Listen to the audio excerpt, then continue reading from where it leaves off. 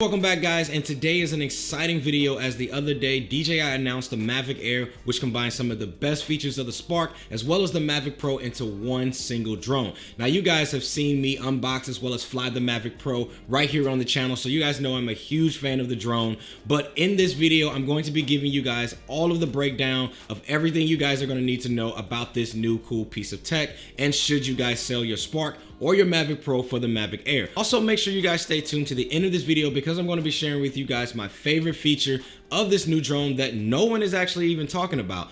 All of that and much more is coming up. Let's go.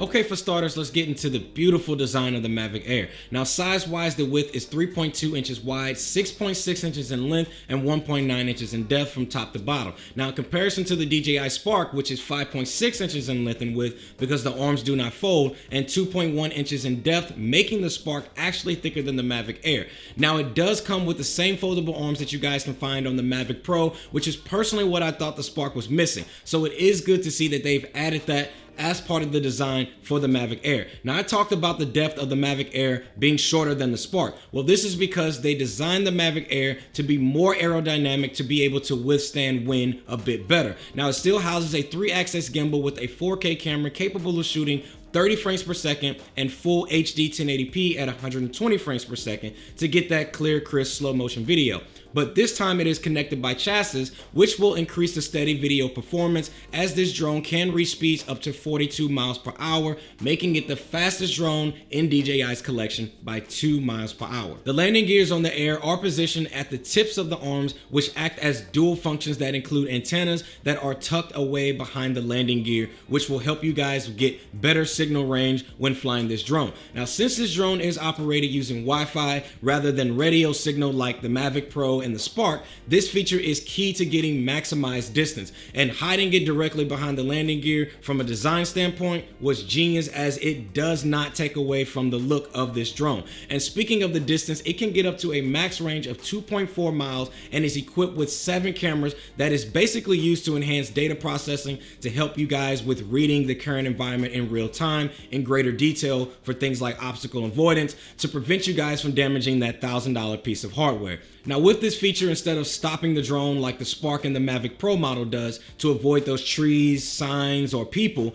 the Mavic Air will either move to the side or over that object while continuing to move in that same direction so it doesn't mess up your filming or crash into an object, which is something that is perfect for active tracking. And speaking of the active tracking feature, the Mavic Air can track up to 16 objects, including people, cars, watercrafts, which is insane. Now, I don't even know 16 people or moving objects to be able to track at one time, but it does make me want to find 16 people or moving objects to track at a single time to see this happen in real time. Now, my only question or concern about this feature to be able to track multiple subjects is who actually takes precedence of who it will follow if multiple subjects decide to go in different directions. Well, I'll tell you guys now, when we get this drone in-house, I will for sure be testing that feature out because I am curious on what exactly would happen. Now, with the Spark, it did not come with the remote control, which was actually kind of a bummer and something that I just didn't understand. Now, I know it was meant to be able to fly with your hand gestures and using the phone and all, but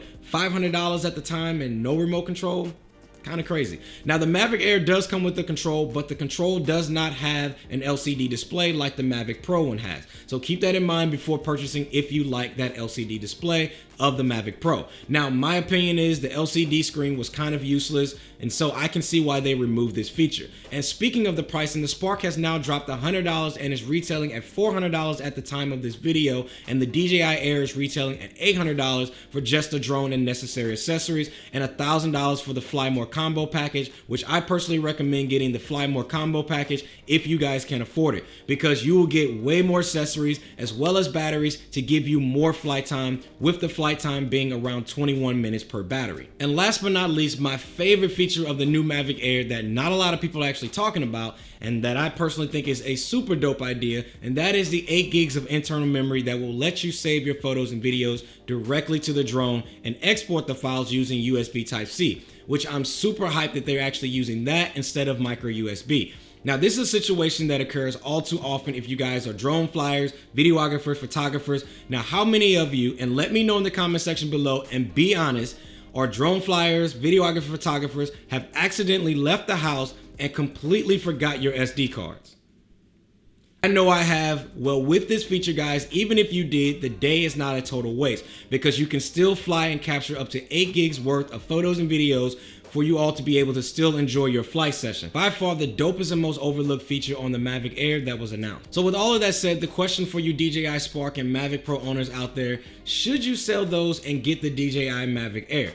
Well, guys, my recommendation is this, and I do want to preface this by saying this is my initial before actually flying the Mavic Air, just based off of the specs and what the Mavic Air can do recommendations. Now, if you are a DJI Spark owner, I would no doubt in my mind try my best to sell the Spark because honestly, I would feel like I just got played with ever buying the Spark when it came out based off of everything the Air can do.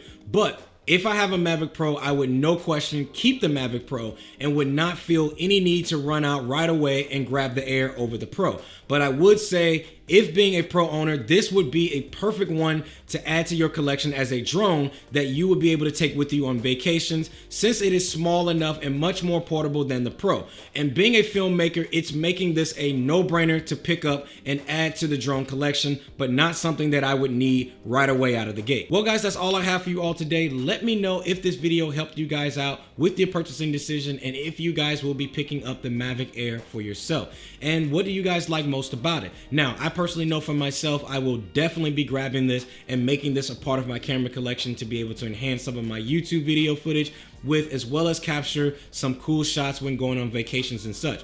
And when I get it in, guys, I will definitely make sure to show you guys some of the shots that I've taken with it, as well as get it here on the channel. Now, if you guys like this video, definitely make sure you give this video a thumbs up, as well as click on that subscribe button and that notification bell so you guys will be the first to know when I drop a new video. As I'm sure you guys know the routine by now. Thanks again for watching, guys, and I'll see you in the next one. Peace.